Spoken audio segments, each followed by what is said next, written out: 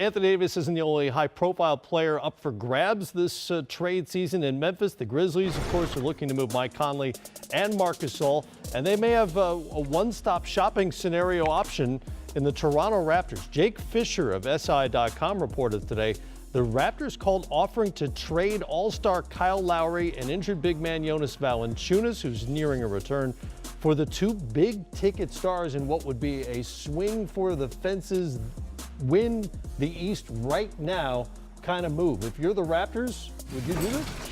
If you're playing poker, you pushed all your chips in. I like Lowry and his toughness, but when you talk about Conley and Gasol, two vets who are proven, understand how to play the team game, that's a heck of a trade for Toronto.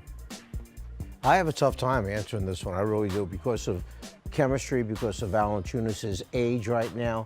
And Lowry gives them, and he stepped back from the beginning of this season. He put himself behind everybody else that had either gotten a new position, moved up into the starting role. He knew he had Van Vliet behind him, and he backed off everything other than taking charges when he had to take charges.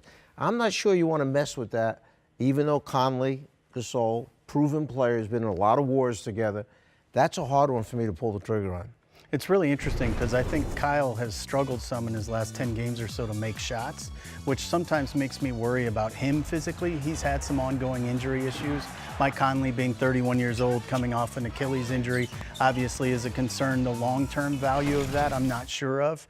I think the long-term length of that contract would concern me if I'm Toronto. But to Jason's point, if you're putting all your chips in the center because you're trying to win a championship with Kawhi Leonard, right, Marc Gasol on that team is scary. And it's scary to think about how good they could be all in defensively as well.